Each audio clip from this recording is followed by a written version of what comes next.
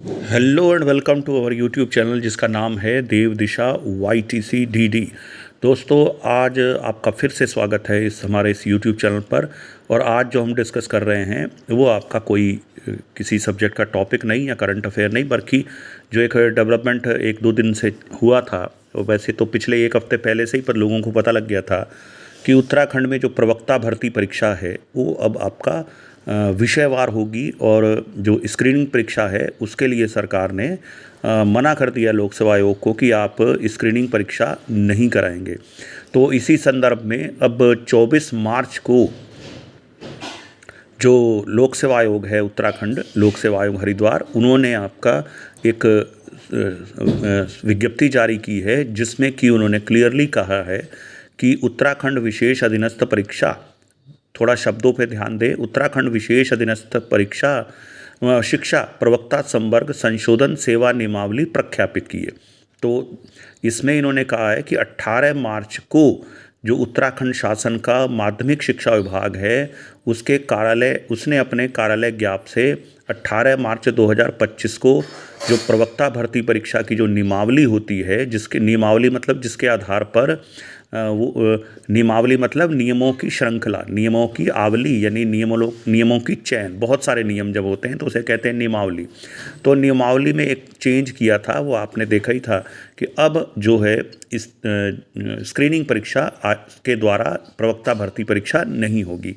अब आगे लिख रखा है, माननीय आयोग द्वारा उक्त संशोधित नियमावली पर विचार किया गया। सम्यक विचारोपरांत माननीय आयोग द्वारा लिए गए निर्णय अनुसार उत्तराखंड विशेष अधीनस्थ शिक्षा प्रवक्ता संवर्ग समूह ग सेवा सामान्य शाखा व महिला शाखा परीक्षा 2024 के सापेक्ष 27 अप्रैल को निर्धारित स्क्रीनिंग परीक्षा अग्रिम आदेशों तक स्थगित की जाती है। तो लोक सेवा आयोग सिर्फ एक रिक्रूटिंग एजेंसी है। अगर जो भी सरकार कहेगी या उत्तराखंड सरकार कहेगी वही आपका लोक सेवा आयोग को मानना होगा। इसीलिए प्रथम जो कदम था, पहला जो स्टेप था, वो आपका लोक सेवा आयोग ने ले लिया है, क्योंकि उसी तिथि पर यानी 27 अप्रैल पर विषयवार परीक्षा लेना संभव नहीं था। तो एक प्रश्न तो हमारा ये सॉल्व हो गया, जो लोक सेवा आयोग ने सॉल्व किया कि 27 अप्रैल को अब स्क्रीनिंग परीक्षा नहीं होगी। अब थोड़ा सा इनको बिटवीन द लाइंस अगर देखें तो इसमें कहीं आपका ये नहीं लिखा है कि जो आगामी परीक्षा होगी वो आपका पहले के सिलेबस पर होगी। तो हमारा जो प्रश्न उठता है कि जो आगे परीक्षा होगी, जब भी होगी विषयवार भर्ती परीक्षा होगी, तो वो किस तिथि में होगी और दूसरा आपका उसका सिलेबस क्या होगा। तो सबसे पहले हम डिस्कस करते हैं कि क्या सिलेबस। बहुत सारे फेसबुक ग्रुप और जो व्हाट्सएप ग्रुप या जो आजकल बन जाते हैं टेलीग्राम ग्रुप, उसमें ये इसी सिलेबस को जो आपका ये प्रवक्ता परीक्षा के लिए सेकंड राउंड में यानी स्क्रीनिंग के बाद जो विषयवार परीक्षा होनी थी उसी को ही प्रसारित किया जा रहा है और उसी में ही ये कहा जा रहा है कि इस सिलेबस के अकॉर्डिंग परीक्षा होगी। ये आप देखेंगे, ये सिलेबस भी लोक सेवा आयोग द्वारा जारी किया गया था।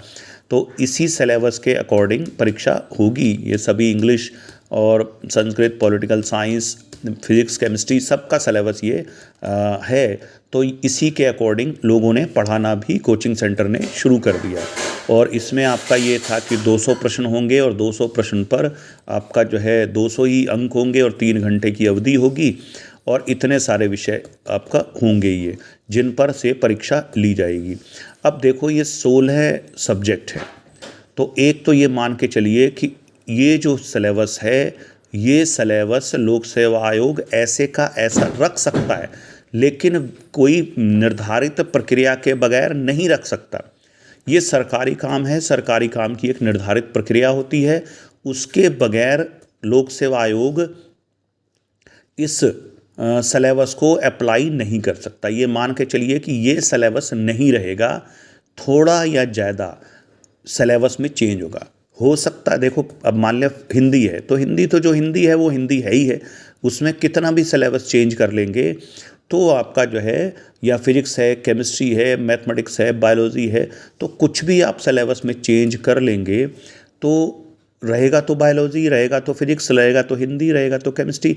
तो मोर और लेस सिलेबस जो ये दे रखा है ये यही रहेगा सिलेबस, लेकिन थोड़ा सा बदलाव जरूर होगा। अब वो बदलाव किस लेवल पर होगा, कितने लेवल पर होगा, इसका जवाब तो लोक सेवा आयोग के पास ही होगा, या सरकार के पास होगा, या नीति निर्माताओं के पास होगा, जैसा भी वो करेंगे। लेकिन अनुमान क्या लगाया जा सकता है कि एक तो ये प्रश्नों की, क्योंकि एक तबका इस बात का भी विरोध कर रहा है कि आप उद्यान निरीक्षक रख रहे हो, 2800 के ग्रेड पे के आदमी रख रहे हो, 2000 के ग्रेड पे के रख रहे हो, तो आप एक पुलिस कांस्टेबल रख रहे हो, तो फिजिकल भी करा रहे हो, भिन्न भिन्न मापदंड आप रख रहे हो उसमें, और उसके बाद आप एक प्रवक्ता की परीक्षा करा रहे हो जो कि आपका 4800 ग्रेड पे में सीधा जा रहा है, और उसके बाद वो आपका सीधा जाएगा 7600 के ग्रेड पे में जब वो प्रधानाचार्य बन जाएगा।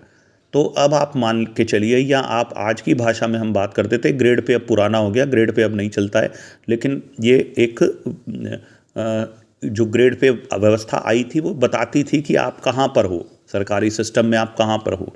जैसे 2800 grade pay, 2000 grade pay, 1800 grade pay, 2200 grade pay, तो ये 4800 grade pay, 4200 grade pay, 5400 grade pay. तो इस तरह से एक सरकारी सिस्टम में एक हायरार्की बन जाती थी ग्रेड पे से। तो ये अब हालांकि ग्रेड पे ख़त्म हो गया है, लेकिन अभी भी ये लोगों के उसमें जहन में है, मतलब लोग इसी को लेकर ही डिस्कस करते हैं सरकारी सिस्टम में। तो अब आप देखेंगे 4800 ग्रेड पे, जिसको भविष्य में 10 साल बाद, 10 साल या 12 साल का एक क्राइटेरिया होता है, हर एक राज्य में अलग अलग होता है कि प्रवक्ता अगर 10 साल नौकरी कर लेगा तो वो आपका प्रिंसिपलशिप के लिए एलिजिबल हो जाएगा।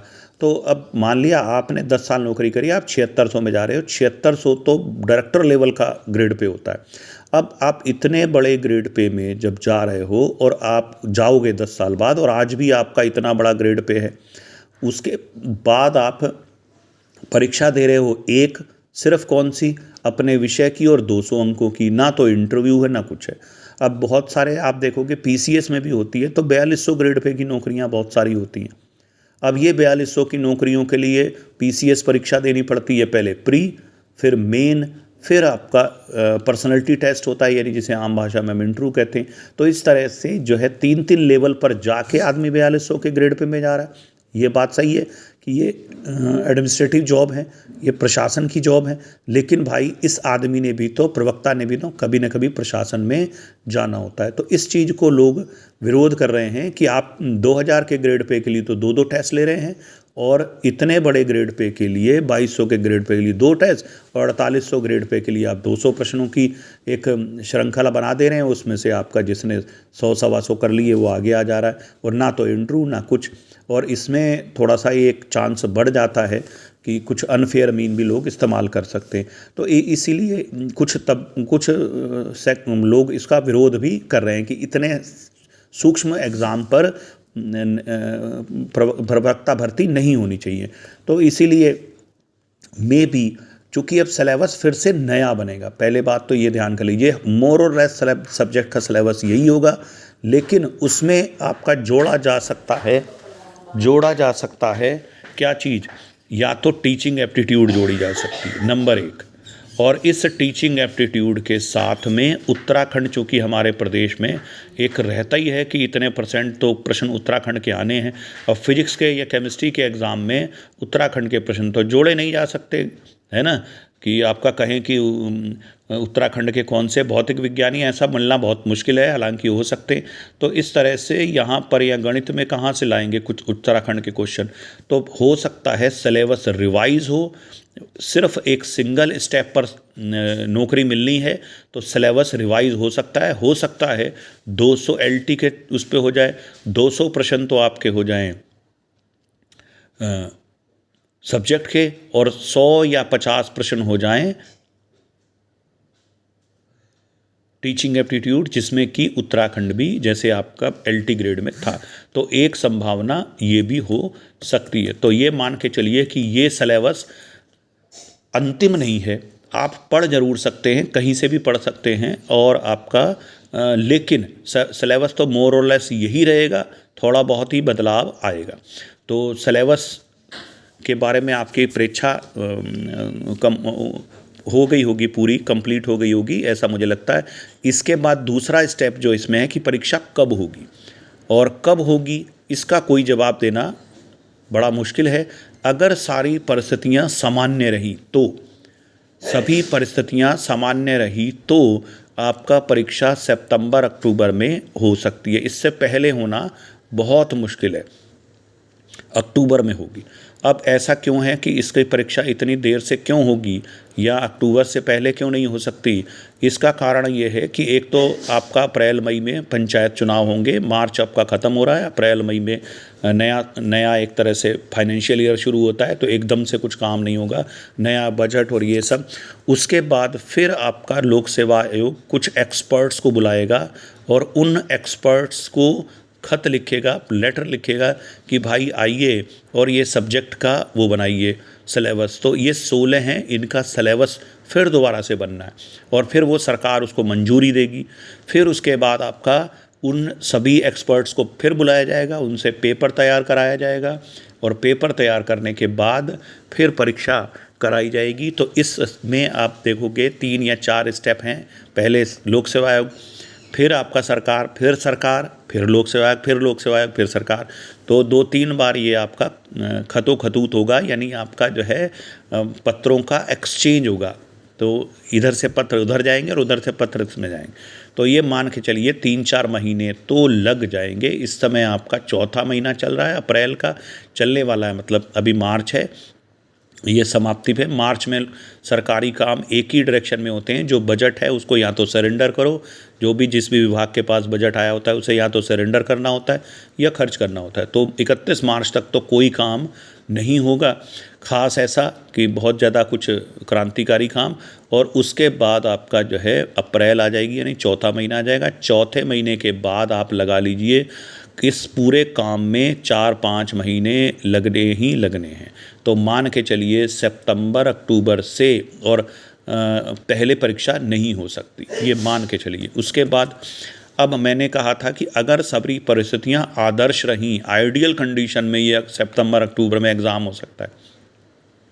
अगर किसी ने, और ये संभावना बन रही है, अभी तक तो लोग इंतज़ार कर रहे थे कि लोक सेवा आयोग का कोई लेटर आए जिसके बिहाफ पर हम कोर्ट जाएं। अब ये लोक सेवा आयोग का लेटर आ चुका है कि स्क्रीनिंग परीक्षा नहीं होगी, नए उससे होगी। तो ये संभावना भी है कि कोई कोर्ट चला जाए, और कोर्ट आपका ये कह सकती है कि बीच खेल में आप खेल के नियम नहीं बदल सकते। अभी हाल ही में ही राजस्थान में इस तरह का फैसला राजस्थान के सरकार के संदर्भ में आया है, नौकरी के संदर्भ में। तो इसीलिए बीच खेल में प्रतियोगिता के नियम या खेल के नियम नहीं बदले जा सकते। तो कोर्ट ये कह सकती है, माननीय उच्च न्यायालय कह सकता है कि आप स्क्रीनिंग परीक्षा की तिथि दोबारा से घोषित करो और पुराने सिलेबस के हिसाब से ही पेपर ये वाला कराओ। अगर आपका इस तरह का भी बन सकता है संभावना। अब इस संभावना को देखते हुए सरकार या लोक सेवा आयोग अगला कदम क्या ले सकता है कि पुरानी विज्ञप्ति, जो पुराना विज्ञापन है, उसे रद्द कर दे। ध्यान से सुनना, पुराना विज्ञापन रद्द कर दे। तो जब पुराना विज्ञापन रद्द कर देगा तो कोर्ट की तरफ से जो ये अगर गाइडलाइन आती है या एस्पिरेंट्स जाते हैं कोर्ट में, तो उसका वो निष्प्रभावी हो जाएगा। तो एक संभावना ये भी है कि पुरानी विज्ञप्ति रद्द कर दी जाए सरकार द्वारा और नया विज्ञापन जल्दी से जारी किया जाए। उसमें भी सरकार फिर नया विज्ञापन जारी करेगी तो लिखेगी कि विषयवार एग्ज़ाम होंगे और ये इसका सिलेबस होगा। तो उसमें भी कम से कम आपको 6 महीने का समय या 4-5 महीने का समय तो एटलीस्ट दिया ही जाएगा। तो तब भी संभावना सितंबर अक्टूबर की ही बनती है।